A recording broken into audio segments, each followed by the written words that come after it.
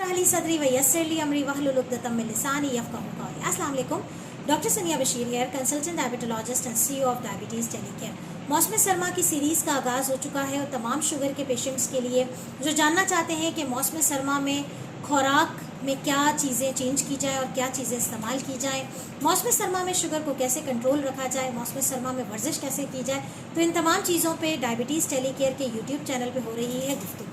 और उम्मीद करती हूँ कि आप सब इसका हिस्सा बन रहे हैं और आगे भी लोगों तक ये पैगाम पहुँचा रहे हैं। आज जिस टॉपिक पे मैं बात करने जा रही हूँ, मौसम सरमा का आगाज़ होते ही चाइनीज़ सूप्स, इन तमाम चीज़ों का इस्तेमाल बहुत आम हो जाता है। फ्लू हो, नज़ला हो, ज़ुकाम हो, सूप जो है वो हर घर की जीनत बन जाता है मौसम सरमा के आते ही। लेकिन आज जिस इम्पॉर्टेंट चीज़ पर मैं बात करने जा रही हूँ, वो सूप हो या चाइनीज़, तमाम चीज़ों की जान है, वो है कॉर्नफ्लावर।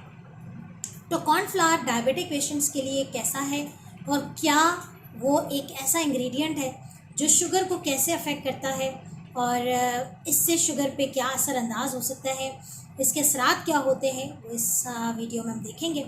और अगर आप भी जानना चाहते हैं इस सवाल का जवाब, तो इस वीडियो का अंत तक ज़रूर देखिएगा और हमारे चैनल को सब्सक्राइब ज़रूर कीजिएगा। एक बहुत इम्पॉर्टेंट क्वेरी और हमारे पास हमेशा आती थी, क्योंकि हम सब जानते हैं कि मकई यानी कि जो कॉर्न है उसका ग्लाइसेमिक इंडेक्स बहुत ज़्यादा होता है, यानी कि उसकी शुगर बढ़ाने की सलाहियत ज़्यादा होती है।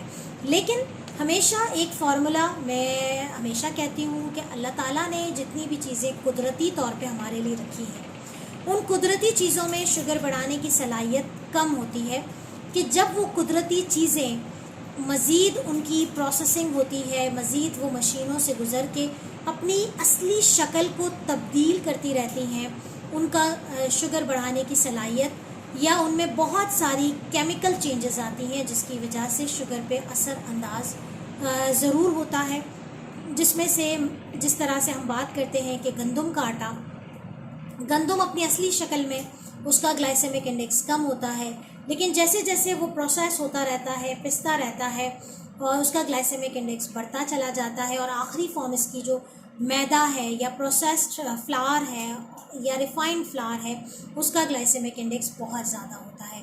बिल्कुल इसी तरीके से जो कॉर्न होता है, जो भुट्टा होता है, उसकी अपनी शक्ल, जो असली शक्ल है, उसका ग्लाइसेमिक इंडेक्स कम होता है, लेकिन जैसे जैसे वो अपनी दूसरी अशकाल लेता चला जाता है, शायद हम सब के लिए ये अमेजिंग फैक्ट होगा कि कॉर्न जब पिसता है तो पहले वो मकई का आटा बनता है, फिर कॉर्न स्टार्च बनता है और फिर कॉर्न फ्लावर बनता है। तो कॉर्न फ्लावर इसकी सबसे आखिरी फॉर्म है। कॉर्न फ्लावर हमारे हर चाइनीज़ की, हमारे हर सूप की ऑलमोस्ट बहुत बड़ी जान होता है, क्योंकि उससे जो उसकी जो थिकनेस है, उसका जो गाढ़ापन है, वो हमारे कॉर्नफ्लावर से ही आता है। लेकिन एक बात याद रखें कि cornflour is the most processed, most refined form of corn. Cornflour का ग्लाइसेमिक इंडेक्स 90 है, उसके शुगर बढ़ाने की सलाहियत बहुत ज़्यादा है।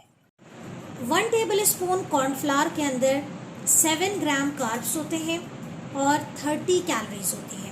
ये कार्ब विदाउट फाइबर होते हैं, इसीलिए जैसे ही हम उसे कंज्यूम करते हैं तो हमारे शुगर का लेवल बढ़ जाता है।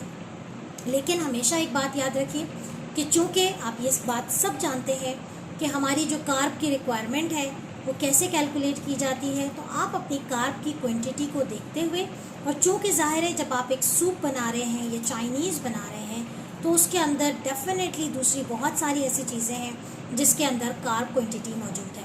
और डेफिनेटली अगर आप कोई ऐसी चीज़ का इस्तेमाल करते हैं जो कि सिंपल कार्ब्स में शामिल है, जिसमें हमारी सॉसेस भी बहुत सारी आती हैं, तो कोशिश ये करें कि 2-3 बातें हैं। नंबर 1 तो ये है कि आप अपनी सर्विंग साइज़ अलग बनाइए, ताकि आपको पता हो कि उसके अंदर आपने 1 टेबल स्पून कॉर्नफ्लावर जो है, या हाफ़ टेबल स्पून अगर आप कर लेते हैं तो 3.5 ग्राम आपको कॉर्नफ्लावर में कार्ब मिल जाता है।